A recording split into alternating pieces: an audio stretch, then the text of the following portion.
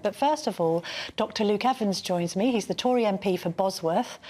Dr. Evans, lovely to see you this morning. Tell me about your Buy British campaign. This sounds like a thoroughly good idea that the GB News audience would be well behind. Camilla, lovely to see you. And it's really simple. What we're simply asking for is that supermarkets online have a tab that's Buy British. At the moment, if you click onto any online supermarket, you could hit a Christmas button and have a collection of all Christmas stuff. Yet, we don't have that when it comes to buying British. Now, many of the farmers want to see that, and many of my constituents and across the country want to buy homegrown local produce. So my campaign is simply asking that supermarkets implement this as a way of quickly finding the food that's been grown, homegrown here in Britain. And you've had some joy already with the campaign, because I think Morrison's are the first supermarket to sign up. So what have they agreed to do? Yeah, it's been brilliant. So I wrote an open letter to all supermarkets with 121 MPs from across the House signing up to support it. The government backed it in September. We wrote off to all the supermarkets. The only one that's come back supportively is Morrison's. And they've said, yep, we love the idea. The new CEO said it's great. And they've implemented a Buy British tag. So if you go now to do your fruit and veg shop or your British meat shop, there's a tab there. You can hit that. There are 94 items and counting on there. So my simple question is, where next? Well, asking the other supermarkets, if Morrison's can do it, why can't you? And has this come in a kind of post-Brexit environment where British farmers have been saying to you, because I know you're in a quite rural constituency there, that they need this extra boost? I mean, how did it come about in the first place, and what's the reaction of the farming community to it? Camilla, you're spot on. So this came out from being out with my farmers, talking to them, saying, what can the government do? Is it more about subsidies? Is it about tax breaks? And a couple of them just stopped me and said, Luke, what we really need people to do is just buy British. If they bought British stuff, we can then have better food security, it's better for the environment, and it gives people better choice. So I went away and thought, well, what's the best way to do that? And then wrote the letter. It turns out the NFU have been campaigning for this since about 2016 and 2017. So I've just piggybacked on the work with them. And since that's been happening, we've had a petition with 27,000 people and counting sign up to say, look, this is a good idea. Why don't supermarkets do it more often? I mean, how is the farming community after Brexit? We do hear sort of scare stories that farmers aren't happy, that they're worried about trade deals with other countries, not least the likes of New Zealand and America, with regard to undercutting us when it comes to importing meat. I mean, what's the general feeling among the farmers that you're speaking to in Bosworth? Well, there's always concerns, but they're very keen to point out the quality, the standards for husbandry we have here, the standards for animal welfare is some of the best in the world. It's the quality we have. So there's a real opportunity there, actually, to be exporting our stuff across the world. So these trade deals really help. Yes, there is a risk that you could be undercut, but I think the British produce stands on its own 2 feet, which is why when I asked the farmers, they said buy British because it does all that for us. That helps our food security as well as the environment as well. And so I think it's a win-win-win. Now, it's not for everyone. Not everyone can afford that. But I'm not saying that. I'm simply arguing that people get choice. While I have you, Dr. Evans, do you mind if I ask you a few sort of party and government-related questions? I'm intrigued to know, for instance, how you plan to vote on the Rwanda bill on Tuesday. There's lots of stories in the newspapers about potential rebellions on both left and right of the party. I just spoke to Sir Ian Duncan-Smith, who is sort of mulling it all over. Where do you stand on that legislation? I thought you might ask me this question, Camilla. I will be supporting the government with their position. I simply take a pragmatic view at this.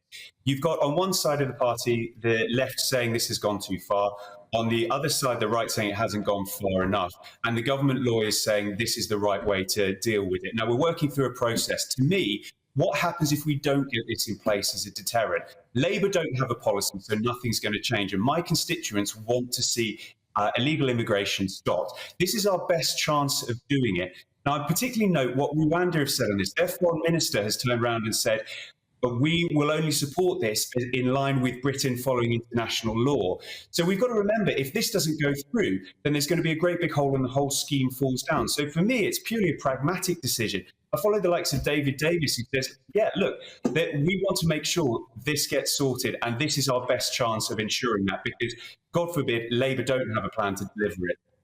And when you speak to people on the doorstep, I would imagine that they do express concerns about the boats, but also about the legal migration figure, which hit a record high of 745,000 towards the end of 2022.